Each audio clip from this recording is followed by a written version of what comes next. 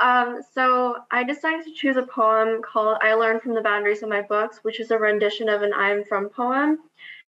And I decided to talk a little bit about the importance of ethnic studies. I am from layered humbooks thick enough to silence songs, saturated walls of fermented kimchi and containers of spices never half empty. I'm from stolen honeysuckles through the fences, maple seeds and humid Gwangju alleys I always mistook for fairies, and the hazardous bronze hills of Korean countrysides. I'm from uncle's bursting laughter in the dining room and the pounding silence of my grandmother's in the kitchen, fully clothed knees kissing cold hard floors in formal greetings, and my grandmother's distant eyes dreaming of books. I'm from my grandparents' diasporic melodies. I'm from muffled murmurs of arirang. I'm from vessels of witnesses of Han Rising, molded to label the tormenting remnants of war in their blood, because these songs are what kept us sane, the reminders to keep us rooted. I'm from. We crossed the line to build up anew with some American dream, broke our backs bringing home books without a single trace of our story. Complete all the assignments, hypnotic under this fever dream. I haul sore ankles from synchronizing with my goshawk's fading streets.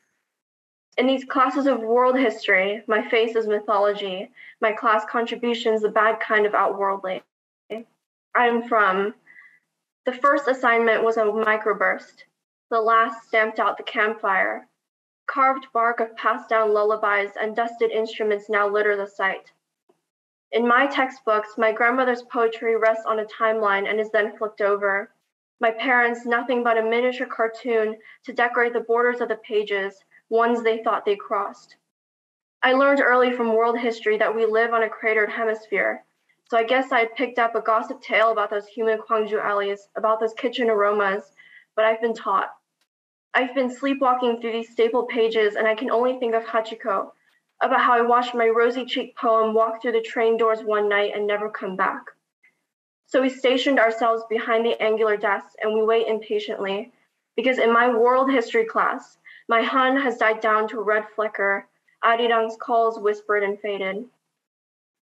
I am from the inheritance of daydreaming, a daydream in which we direct the cinematographies where we feel we finally belong. A daydream because all of it has been nothing more than a childish mirage. So years later, as I sit defeatedly in front of a college application, tell us a list of books you read during school. I tell them this I Am From poem, this obscure fiction novel I found at the library one day, this stranded, impatient rhapsody, the ground I was bound to until closing train doors snipped the rope. I'm still waiting.